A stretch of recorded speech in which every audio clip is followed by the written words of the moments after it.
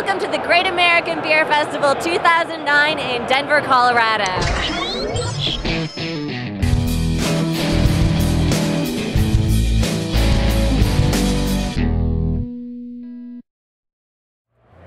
We are here at the 2009 Great American Beer Festival in the Draft VIP room, and I have with me Calagione, one of the world's most beloved brewers, and one of our favorite people. He actually wrote a piece for us in our September-October issue of Draft magazine about shameless plug. about Patrick Brew as one of the innovative brewers. And you're the perfect person to talk about this because you yourself are recognized as one of the most innovative brewers out there. Oh, thank you. And I would like to talk a little bit about what you brought here to the GABF that's a real symbol of your innovation. Probably the most novel beer that we have here, as far as something we've never poured before, is our chicha, which is a Peruvian traditional beer where they actually chew the corn, and the natural enzymes in saliva convert the starches to sugar.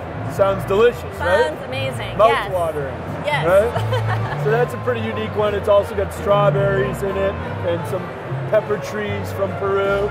And then our theme this year is all ancient beers. And our brewery kind of focuses on brewing exotic beers.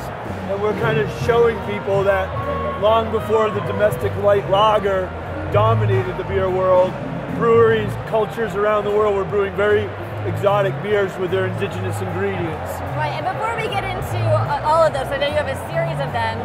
The chicha beer, how is it that did you actually chew? Yeah, it was a long day, Erika. It was a long day. Chewing and spitting. 4 hours of chewing and spitting purple Peruvian corn. Purple Peruvian corn. Now, when that goes into the brewing process, I imagine that it's pre-boiled. So okay. we chew the corn.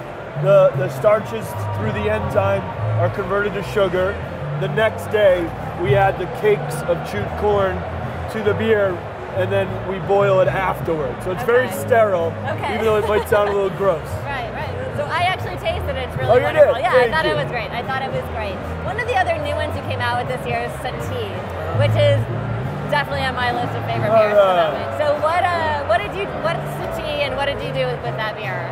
Sati is it's also an ancient beer, not quite as ancient. It's from Finland and it's been brewed for many centuries there.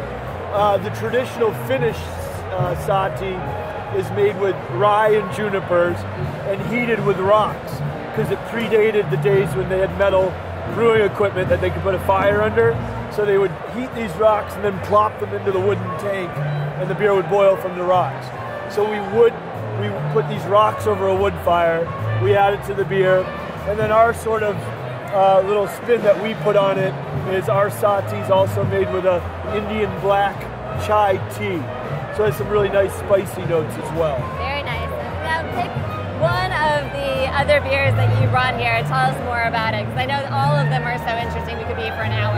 But another favorite of mine is our Pangea, which is a beer made with one ingredient from every continent. So it has Madagascar sugar from Africa.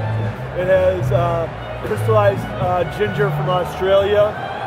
And the hard thing was we had to deal with Antarctica being a continent. So our choices were penguin poop or iceberg water.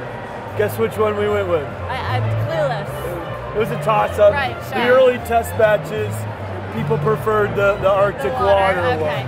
Okay. So that's what we went with. Very nice. And do you guys have any events going on here at the festival? We do. Dogfish is doing an event tonight at Old Chicago. I'm doing a book signing. Tomorrow there's a panel about that movie Beer Wars that our brewery was lucky enough to be featured in.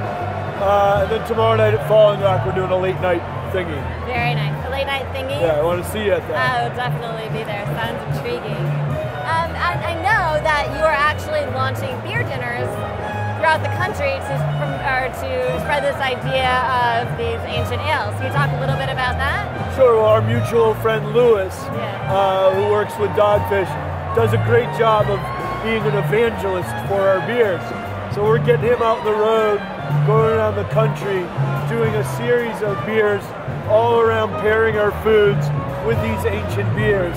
Again, to remind them that, you know, centuries ago, beer was a lot more diverse than the majority of what's drunk today.